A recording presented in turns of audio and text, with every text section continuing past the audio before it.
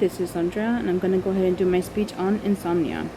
Now, how many of you ever had trouble sleeping at nighttime? Perhaps you have kids keeping you awake, maybe you're a student cramming for your next big test, maybe you're switching to working night shifts, or perhaps maybe you're taking medication that keeps you up at night. But how many of us actually know how many hours of sleep we need?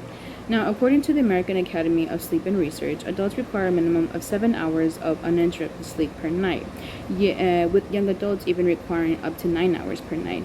Yet, commonly enough, 1 in 3 adults ends up experiencing insomnia, which is a common sleep disorder that disrupts our body's natural sleeping cycle. Now, what actually is insomnia? So now, the Cleveland Clinic defines insomnia as a sleeping disorder that prevents a person from falling asleep and or staying asleep. Now, in order to be diagnosed with insomnia, a person or patient must have difficulty sleeping for a minimum of 3 nights 3 nights out of the week. Now, insomnia is actually commonly enough compared to sleep deprivation, but there is a notable key difference.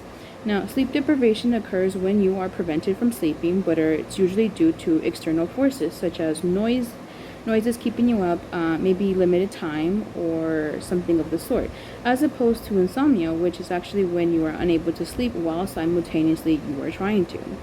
Now, it is also important to note that insomnia can occur both acutely and chronic, and any illness or chronic disorder that lasts longer than 3 months is considered chronic. Now, what are the causes of insomnia?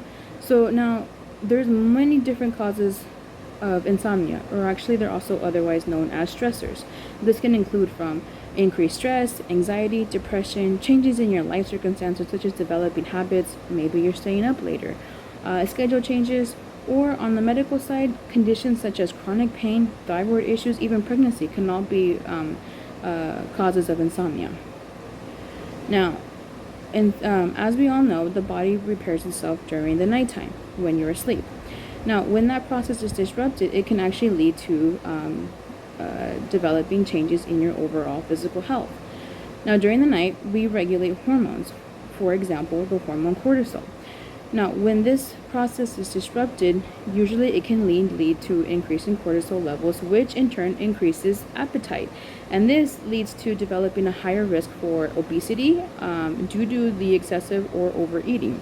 Now, in addition to the increased levels of cortisol, it can actually put many people at a higher risk for developing cardiovascular diseases such as high blood pressure or even stroke.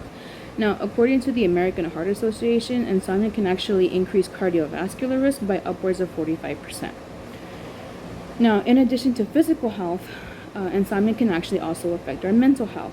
Now, insomnia has been often contributed enough as a cause for increase in developing anxiety and depression, while in turn, anxiety and depression can also be causes for developing insomnia.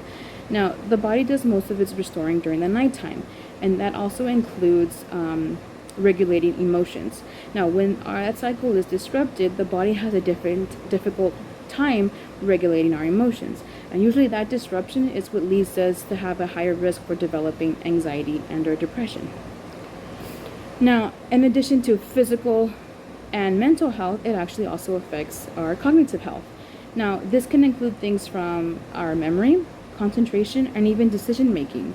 Now, research and studies have shown that restorative sleep during the nighttime is essential for having proper brain function. And during that time, the brain is able to process information from the day, and it's able to store as data and or memory. Now, when that process is disrupted, usually from lack of sleep, the brain is unable to fully process information, and this leads to us having issues with memory and concentration the next day. Now, what did we all learn? Well, as we've seen, sleep is vital for our health. It actually allows us to be able to function properly for the next day. Now, and when is this disruption in the cycle that occurs commonly enough is when it starts leading to consequences.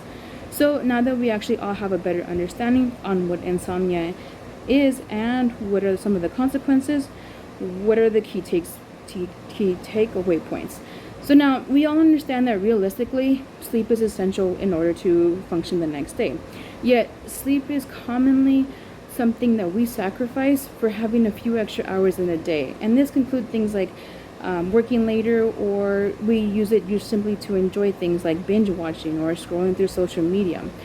But for those who are diagnosed with insomnia, getting enough hours of sleep per night is not something that we have the choice to sacrifice. It actually becomes a struggle. So what I want people to take away from this is that for the next time that we decide to forego sleep, we should also be aware that not only are we sacrificing those few hours of sleep at night, we are actually sometimes sacrificing our body's overall well-being. And so thank you very much for listening.